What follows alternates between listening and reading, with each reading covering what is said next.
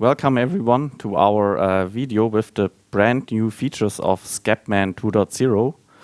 In total, we have 3 big announcements for you today. What's new in the newest version of SCEPman that is now released. Let us start with the first improvement. Our awesome and beautiful new SCEPman portal, as you can see on the slides. Basically, after updating to the newest version, there are also some separate sessions on that where we explain that in details. You will see this brand new UI. This now gives you a better overview of your SCEPman status, and maybe in the future we will add more things here. Maybe even a dark mode is coming.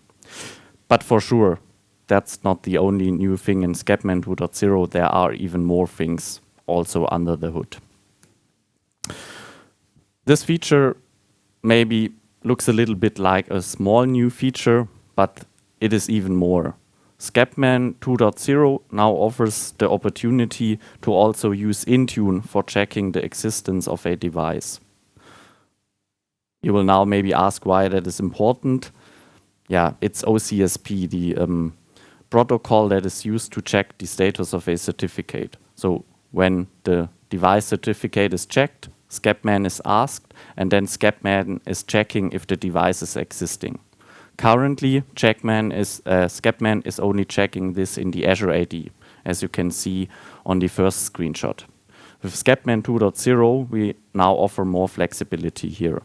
You can now check both directories, so Azure AD, Intune, or even both directories in parallel.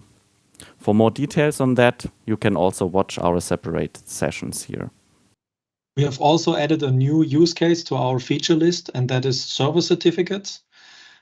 Because in all deployments, you will always have some servers on premises for web certificates or other needs that you can now easily request via our new certificate master feature.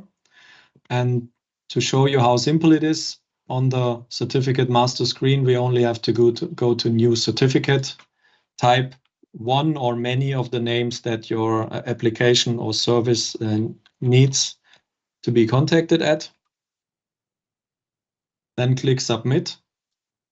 You will get the download of the certificate file, and on the bottom you will need to copy out the password with that this certificate is protected. Or if your application or you yourself has generated a CSR, which gives you some more options even on settings, you can just submit it here and have it signed and then combine it back with your private key at the end. Yeah, and maybe important to say, you have seen that this is a PFX file. If you need it as PEM, for example, you can just use OpenSSL or another tool to generate the format you want to have in the end. And also important to note that this is an enterprise-only feature. And this concludes our new features in SCEPman version 2.